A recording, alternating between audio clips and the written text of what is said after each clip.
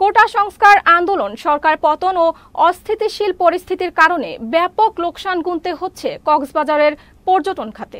গেল কয়েক সপ্তাহে ৫০০ কোটি টাকার অধিক লোকসান হয়েছে বলে দাবি ব্যবসায়ীদের। এমন অবস্থায় ভর্তুকি দিয়ে ব্যবসা টিকিয়ে রাখছেন অনেকেই। বিস্তারিত প্রতিনিধি আয়াস রনির পাঠানো তথ্যচিত্রে দেখুন ডেস্ক রিপোর্ট। চলমান অস্থিতিশীল পরিস্থিতিতে থমকে আছে বিশ্বের দীর্ঘতম সমুদ্র সৈকতের শহর কক্সবাজার। বৈষম্য বিরোধী ছাত্র আন্দোলন ও সরকার পতনের কারণে পর্যটক শূন্য এখন সমুদ্র সৈকত।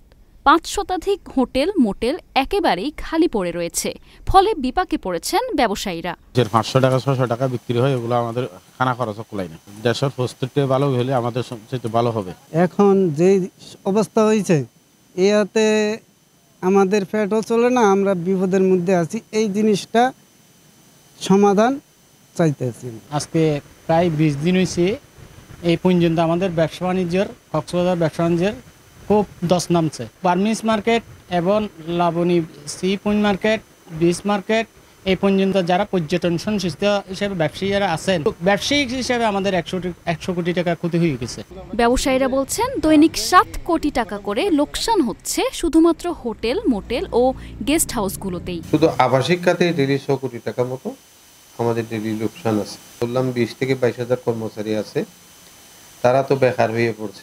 আমাদের যাদের ব্যাংক লোন আছে, বিভিন্ন জায়গায় দেয় দানা আছে, আমাদেরকে একটা প্রণোদনা আওতায় নিয়ে যাওয়া দরকার। সরকার গঠনের পর আইন শৃঙ্খলা পরিস্থিতি স্বাভাবিক হয়ে আসছে, তাই আশা করা হচ্ছে সংকট কেটে যাবে কক্সবাজারের পর্যটন খাতে। আবারও পর্যটকে মুখরিত হবে বিশ্বের দীর্ঘতম সমুদ্র সৈকত, এমনটাই প্রত্যাশা পর্যটন সংশ্লিষ্টদের। S A Hafsa, channel S news desk.